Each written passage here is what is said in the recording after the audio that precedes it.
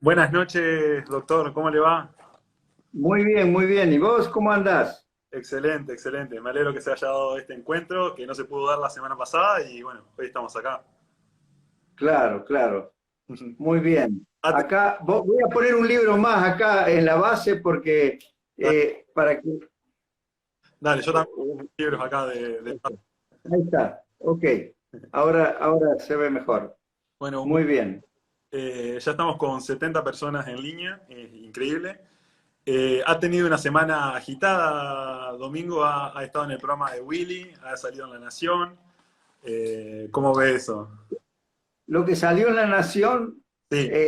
tomaron la parte menos importante Ujú. de lo que yo había dicho. Hablé durante una hora con un periodista de Córdoba, con Pablo Rossi. Fue Ajá. una excepción porque no hablo por radio, Ujú. pero como el día anterior había dado una conferencia en la Fundación Mediterránea con motivo del 43º aniversario de la fundación, La que usted presidió. eh, me, me pidieron que acepte esa entrevista y hice una excepción, pero estuve hablando como una hora por radio. Y de ahí lo único que tomó La Nación es algo que en realidad fue totalmente circunstancial, que yo dije como de paso.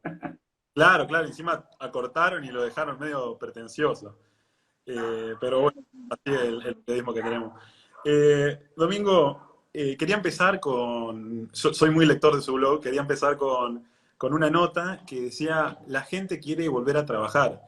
Y usted hablaba en esa nota acerca de que el gobierno planteaba que no era solidario, que la gente quiere ir a trabajar, y usted en esa nota detalló cuáles eran las consecuencias del encierro. ¿Cómo ve esta situación?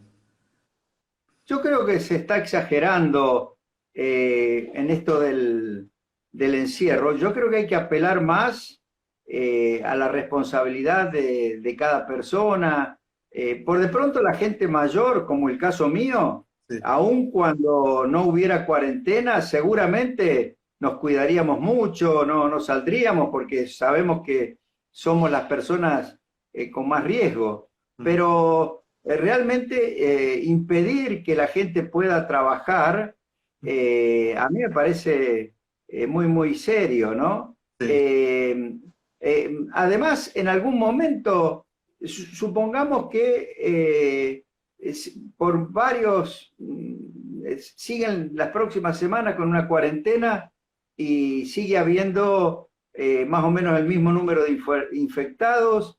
¿Qué Ujú. van a hacer? ¿Van a seguir sin die con la cuarentena? No, en algún momento tienen que permitir que la gente, por ejemplo, en la construcción, Sí. es muy importante que permitan que la gente pueda trabajar en la construcción. Lo mismo en las fábricas ya se está trabajando, han puesto algunas condiciones como que el traslado del personal sea a cargo de la propia empresa, eso me parece bien. Ujú. Sin duda el tema de las restricciones para el transporte público tienen sentido porque es ahí donde puede haber más contagio, pero yo creo que tendrían que permitir que abran, por ejemplo, las peluquerías, los gimnasios, las actividades profesionales y también los comercios, ¿no? Con recomendaciones de que se tenga mucho cuidado, ¿no? Hay que avanzar en esa dirección, porque si no, las consecuencias van a ser muy, muy graves. Claro. Mucha gente, sobre todo los cuentapropistas o los que tienen negocios pequeños, pero que tienen algunos empleados, es muy difícil que luego la economía se pueda reencauzar. Todo el mundo va a quedar exhausto, con deudas, sin ningún tipo de ahorro A eso, y por supuesto mucha gente con hambre, ¿no? sí, a eso quería ir, Domingo, porque también leí, yo me acuerdo una vez vi un programa que se llamaba Economía Ahora, donde usted mostró el libro Estanflación, donde explicaba cuál era el fenómeno que se producía en una economía que tenía esta inflación. Y hace poco usted trajo también un artículo que se llama,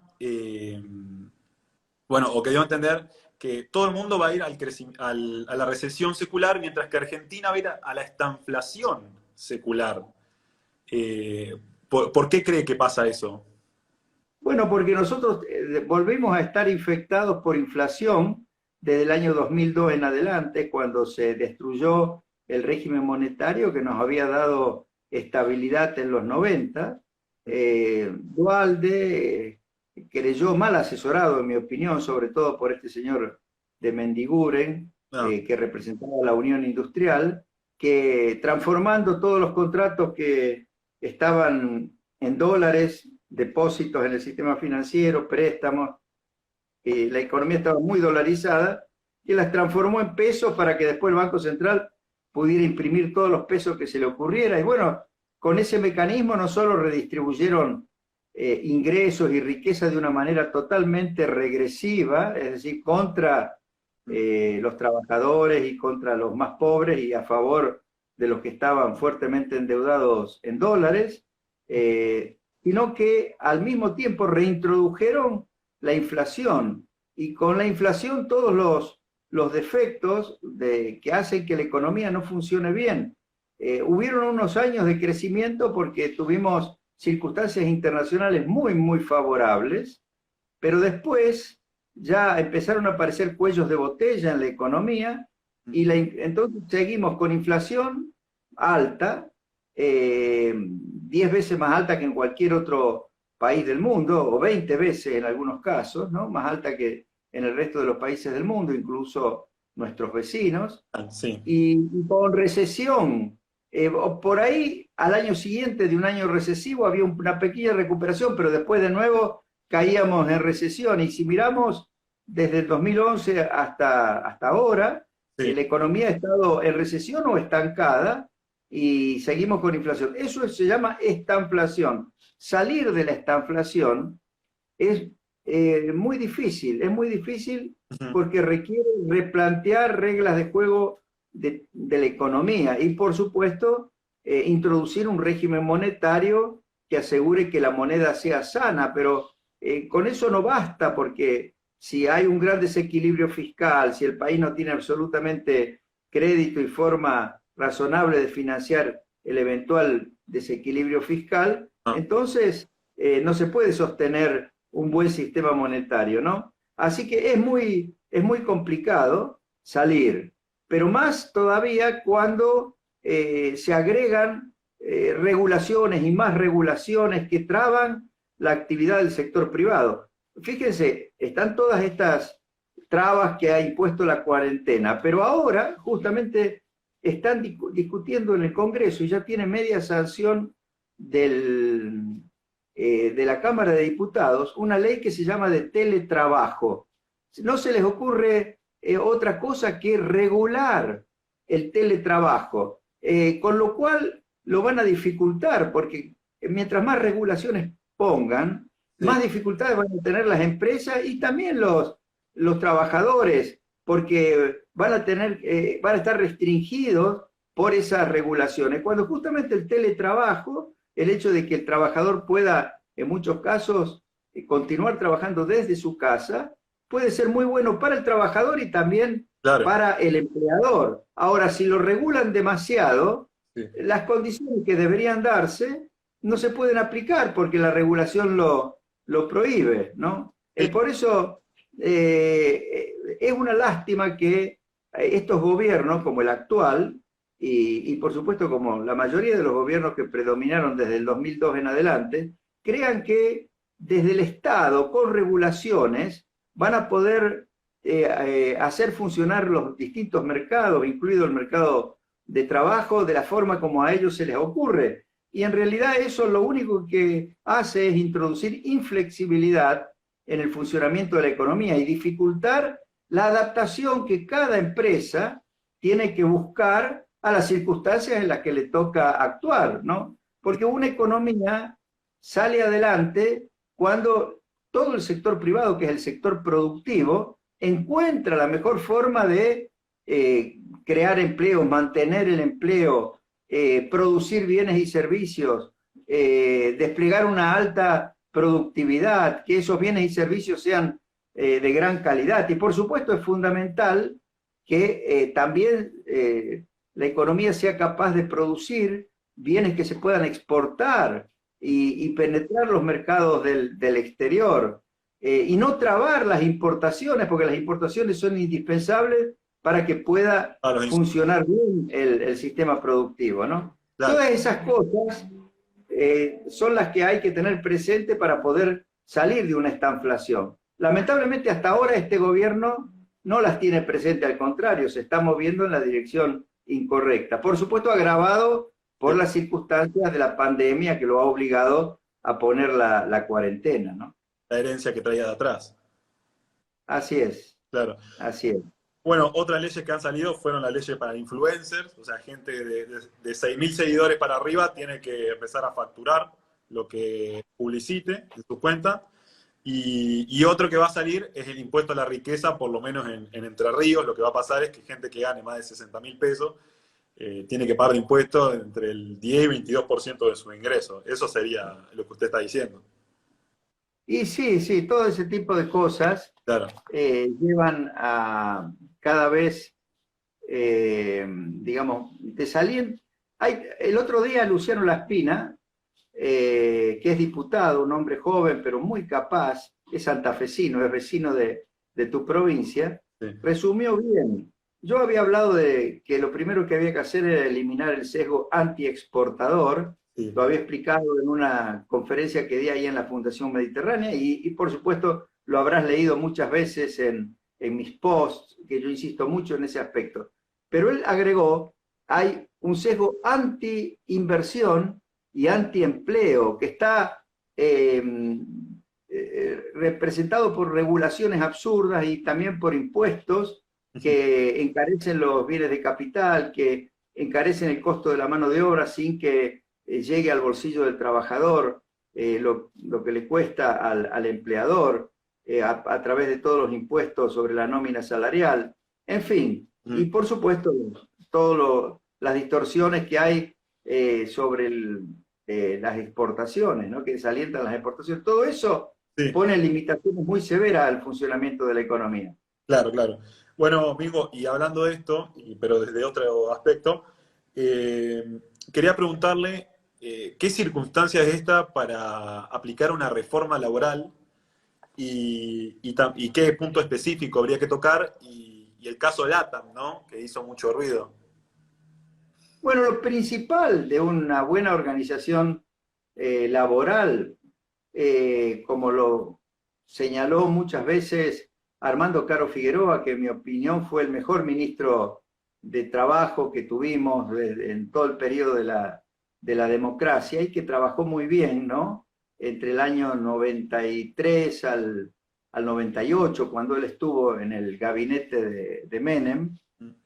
Lo principal es avanzar hacia la negociación colectiva, pero a nivel de cada empresa y con los trabajadores de cada empresa, representado por las personas que ellos elijan como representantes.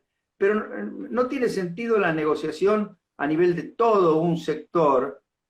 Por ejemplo, en el tema de los aeronautas, o de los trabajadores aeronautas, de las empresas de aeronavegación, Sí. Los que ponen más trabas no son el sindicato de la empresa, de la TAM. Yo estoy seguro que los trabajadores de la TAM deben haber querido negociar con la compañía de tal forma de que pudiera la compañía continuar. Pero como la posición de los sindicatos, porque no es uno solo, son varios sindicatos de estos que se han hecho grandes alrededor de Aerolíneas Argentinas y que tienen una vocación muy monopólica para la empresa Aerolíneas Argentinas. Claro. Por supuesto, a ellos lo que les interesa es que el resto de las empresas no puedan prestar servicio o tiendan a desaparecer. Esa fue siempre la postura de esos sindicatos para ellos tener un gran poder y poder sacar cada vez mayores ventajas, aunque eso pueda significar, como significa, enormes pérdidas para Aerolíneas Argentinas, ¿no? Entonces, en materia, ahora, por supuesto que también hay otros aspectos de la legislación laboral que hay que modificar, pero en este momento lo que sería más relevante es permitir la negociación empresa por empresa, Sí, tanto para las condiciones actuales como para las condiciones futuras de trabajo y para la organización también del trabajo. Por ejemplo, este tema del teletrabajo, en vez de dictar una ley general, dejen que, en todo caso, el personal de la empresa negocie con el dueño de la empresa o con los directivos de la empresa las condiciones en las que se desarrolla ese teletrabajo, no que en el Congreso de la Nación gente que no entiende nada de estos temas y que lo único que tiene es voluntad de intervenir para decir que ellos están organizando la economía, dictan normas generales y obligatorias para todos, que lo único que hacen es restringir la capacidad de trabajadores y empleadores de encontrar las mejores soluciones para cada caso, ¿no? claro, claro. Hay un punto que quería tocar, porque estamos en un momento en el que hay un ministro que se encarga de la deuda, parece, y el que toma las decisiones ejecutivas de la economía sería Alberto. Yo le quería preguntar hace cuánto no se ve un plan económico en Argentina, hace cuánto no hay un ministro, así un líder y un equipo económico. Bueno, obviamente que ha habido equipos económicos, ha habido el de Surruil, el liderado por Surruil en la época de Alfonsín, Sí, después el que lideré yo en la época de Menem, y yo diría que después, en alguna medida, Labaña en la última parte de Dualde y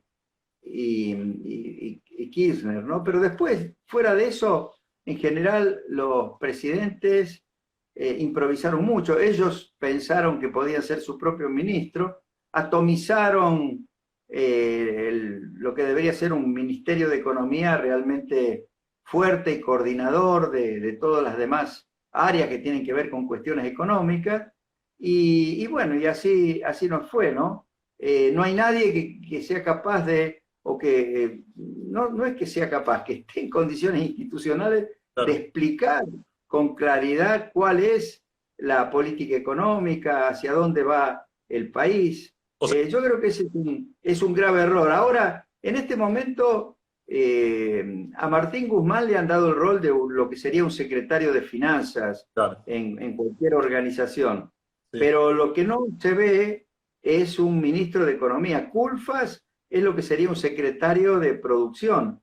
Eh, pero normal, por ejemplo, cuando yo era ministro, la Secretaría de Finanzas, la Secretaría de Producción, la Secretaría de Agricultura, la Secretaría de Minería, la Secretaría de Comercio, todas dependían del ministerio, ¿no? Y incluso teníamos una gran coordinación con el Banco Central, que era como el presidente del Banco Central formaba parte del equipo económico. Entonces, así sí se puede manejar la economía, pero con la conformación que han tenido tanto en el gobierno de Macri como en el actual gobierno, es muy difícil que puedan diseñar un buen plan, comunicarlo y ejecutarlo, ¿no? Claro, claro, claro, sí, es difícil. Bueno, por ejemplo, ¿usted Además, no cree además que el caso Vicentín, sí, el caso Vicentín no haya sido parte de esa desidia, digamos, de no tener un programa económico, no ha sido como una improvisación? sin duda, sin duda. Y además lo hicieron a instancias de un señor, Claudio Lozano, que es un director del Banco de la Nación que viene de la extrema izquierda, yo diría en algún momento ha sido totalmente comunista o marxista y bueno, después se fue reciclando. Y él cree que, por ejemplo, habría que estatizar todo el comercio exterior, que habría que estatizar los puertos, porque él dice que los puertos privados son, a causa de los puertos privados hay contrabando. Bueno, él tiene esa ideología y entonces comenzó tratando de prender la mecha, digamos así, de esa bomba que quiere tirarle al sector exportador, con esto sugiriendo lo de Vicentín, con el argumento de que no habían sido honestos los directivos de Vicentín. Pero eso fue un error garrafal que cometió Alberto Fernández, porque pone en duda la institución de la convocatoria de acreedores, que está dentro de la ley de quiebra y que es una forma de proteger a las empresas y también a los acreedores de las empresas, dándole un marco para que puedan llevar a cabo una reestructuración de pasivos. Eso que está tratando de hacer Argentina, y que es difícil porque no hay una convocatoria de acreedores a nivel global, se han estado introduciendo en los bonos estas cláusulas de acción colectiva para tratar de crear un mecanismo de esa naturaleza, pero justamente para el sector privado, todos los países tienen esos mecanismos que están en las denominadas leyes de quiebra, pero que en realidad tienen una institución dentro de la ley de quiebra que es la convocatoria de acreedores, que persigue que puedan reestructurar los pasivos manteniendo la empresa en funcionamiento y que la empresa pueda seguir funcionando, ¿no? Entonces, si llega a haber actos ilegales hechos por los directivos de la empresa, el juez que interviene tendría que ser el que tome decisiones, pero no puede ser que el Poder Ejecutivo decida una intervención a la empresa y después una expropiación. Eso fue una señal pésima que se envió. Yo estoy seguro que Alberto Fernández debe estar muy arrepentido de haber cometido ese error, pero no es cuestión de arrepentirse, es cuestión de no cometer estos errores porque se mandan señales que asustan a sectores y a personas que deben operar a favor de que salgamos adelante, ¿no? Imagínense todo el sector agropecuario, toda la industria de transformación de los productos agropecuarios, todos los prestadores de servicios a la actividad agropecuaria en todo el interior del país, todos los exportadores, o sea, los que trabajan en los puertos, todo eso se ve negativamente afectado por decisiones de esta naturaleza, ¿no? Claro, claro, eso manda una señal grave. Ahora, es grave esta situación, ¿no? Y ya cerrando, porque Domingo nos dio este tiempo y lo estamos respetando, y la verdad que estoy muy agradecido, la estoy pasando muy bien, y el resto también, se ven los comentarios, todos buenos. Quería preguntarle por el contexto en el que estamos, digamos. ¿Subir impuestos aumentará la recaudación o podría hacerlo como dice Laffer, la curva de Laffer, que usted bien conoce, de si bajar impuestos puede aumentar la recaudación? ¿Cómo ve eso en este contexto? Bueno, depende de el conjunto de medidas que se tomen. Le voy a poner un ejemplo. Sí. En el año 91, las retenciones aportaban el 33% de la recaudación a nivel nacional. Cuando lanzamos la convertibilidad, lo primero que hicimos fue eliminar las retenciones. Yo me acuerdo que la gente del Fondo Monetario Internacional que estaba acá dice, no, esto no puede ser. Por eso no apoyaban las medidas que estábamos tomando. Yo le dije, bueno, vuélvanse a Washington y hablamos dentro de algunos meses. ¿Y qué ocurrió? La recaudación aumentó. ¿Por qué? Porque venía la recaudación del IVA y de ganancias de los meses anteriores, que habían tenido alta inflación, y se iban a cobrar en los meses siguientes. Y al frenarse de inmediato la inflación, como se frenó a partir del 1 de abril, a pesar de que ya no recaudábamos el impuesto a las retenciones,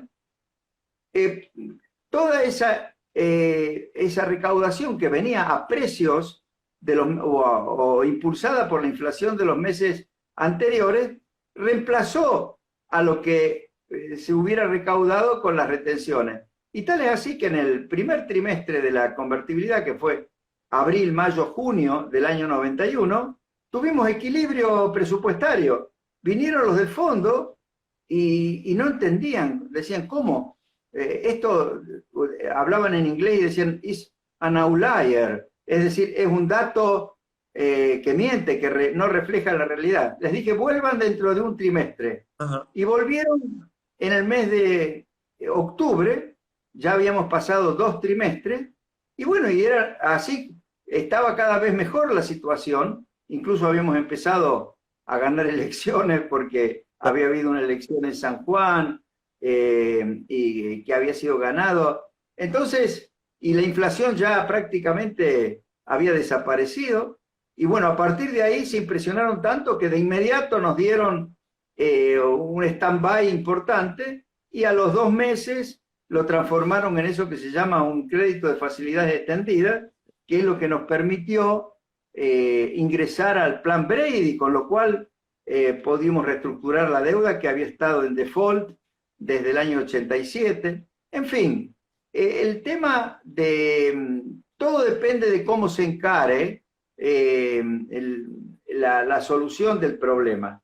Y se pueden bajar impuestos, se deben bajar los impuestos. Por ejemplo, yo sostengo que ahora, como lo hicimos en el 91, lo primero que hay que hacer es eliminar todos los impuestos que gravan a las exportaciones y los que gravan a los insumos que entran en los procesos productivos, tanto para la exportación como para el mercado interno, porque esos impuestos encarecen los costos de producción, desalientan la inversión y el aumento de la productividad, ¿no? Ahora, por supuesto, hay que hacer también el máximo esfuerzo por bajar los gastos, todo lo que no sea prioritario, todo lo que sea superfluo, y sobre todo evitar que las empresas del Estado sean una carga para el presupuesto.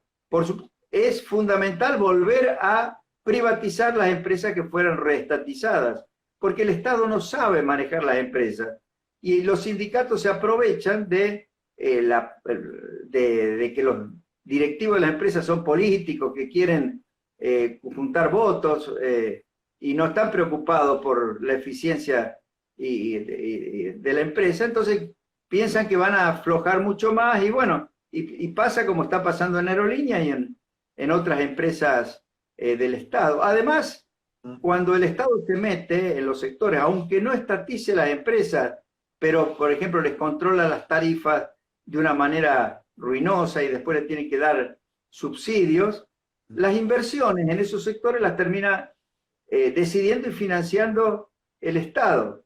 El financiamiento de esas inversiones es parte del gasto público, pero además deciden inversiones que son muy ineficientes, no son inversiones adecuadas, ¿no? En fin, sí. Todo eso es necesario para poder bajar los impuestos, crear un clima favorable a la actividad del sector privado y volver a crecer en condiciones de estabilidad. Si no se encara simultáneamente un plan de estabilidad que tenga éxito y que erradique la inflación, es muy difícil salir adelante. Excelente, Domingo. Una última pregunta, ya más con un tinte personal. Usted sabrá que para esta entrevista tengo que releer Pasión por Crear, el libro de su biografía. Y le quería preguntar, ese libro, bueno, retrata excelente, las preguntas están muy, muy bien hechas, todo. Le quería preguntar, ¿qué consejo le daría usted a aquel chico que salía de San Francisco, fue a estudiar a la universidad, hizo una tesis bastante importante, y terminó el secundario un año antes, porque con un amigo hizo 2 años en uno, y encima en la facultad segundo y tercer año juntos? ¿Qué consejo le daría a ese chico que sale de la universidad, que tiene un hambre voraz de llevarse el mundo por delante? ¿Qué le diría si tuviera que dar un consejo? Yo creo que hay que perseverar, ¿no? Es muy importante trabajar y estudiar y ir... no todo lo que yo hice en mi vida fue planeado, te aseguro. Muchas cosas las fui decidiendo sobre la marcha, en función de las circunstancias, ¿no? No a todo el mundo se le presentan las mismas oportunidades, sí, los mismos desafíos, pero yo creo que si uno se dedica a estudiar, a trabajar, y se pone metas de superación permanente, logra tener éxito y después hay que tener las espaldas, sobre todo si uno después asume responsabilidades muy altas como las que asumí yo. Por supuesto hay que estar preparado para soportar presiones, ataques, injusticias, etcétera. Pero bueno, todo esos son riesgos que uno toma en la vida. También gente que se dedica a otra cosa, el mismo empresario, el emprendedor, también toma riesgo, le puede ir muy bien y enriquecerse, como le puede ir mal y perder hasta su casa, que ha pasado con emprendedores. Pero yo conozco gente que al principio tuvo traspiés en la actividad como empresario, pero después si perseveró, se pudo recuperar, sobre todo gente que empezó joven en la actividad empresarial, y lo mismo en actividad profesional. Hay que ser perseverante, hay que sobreponerse a las dificultades y tratar de aprovechar las oportunidades, tomar los riesgos. En eso cada persona tiene una actitud diferente frente al riesgo, ¿no? Yo quizá he sido demasiado arriesgado, Sí, sí. pero bueno, eso depende también de la personalidad de cada uno, ¿no? En fin, me alegro que hayas leído Pasión por Crear. Yo respondí un reportaje muy bien planteado por Juan Carlos de Pablo, Sí, sí. pero fue justo en el mes de enero, febrero del 91, perdón, del 2001, Sí, sí. 1 o 2 meses antes de que luego yo aceptara entrar al gobierno de la Rúa. Así que para tener una visión completa de mi vida, lo que hay que hacer es leer Pasión por Crear y luego seguir el blog, así como lo has seguido vos. Y leer el libro. O si uno quiere realmente ver cómo lo que yo hice en los últimos 30 años de alguna manera influyó en la política y en la economía argentina, y de paso en interiorizarse de toda la historia económica de Argentina, yo recomiendo leer ese libro que he escrito con mi hija, que se llama Historia Económica de Argentina. Un hombre para leer, para seguir, para escucharlo todo el tiempo. Domingo expresa su opinión a cada momento. Pueden entrar al blog caballo.com.ar y encontrar todas las notas que tiene Domingo desde hace tiempo y van a saber cómo piensa Mingo. Domingo, ha sido un placer, me ha alegrado mucho. La gente en los comentarios estallan, están muy contenta. Entre ellos estuvo Solange, Gustavo Lázari. Y bueno, yo la verdad estoy muy orgulloso, este es un hito para mí y un gustazo. De paso, decirle a Gustavo Lázari que Sí. espero que me llame por teléfono. Yo creo que José Luis Jiménez le debe haber dado el teléfono. Tengo ganas de hablar con él. ¿Mm? Ok, dale, yo se lo Bueno, por comunico. supuesto.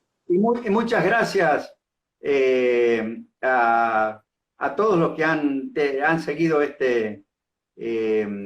¿cómo se llama? El Club de los Viernes. Sí, así es. Bueno, ha sido un gusto estar con ustedes. Esto ha sido un programa de los viernes, del Club de los Viernes. Nos vemos la próxima semana. Hasta luego. Muy bien, adiós.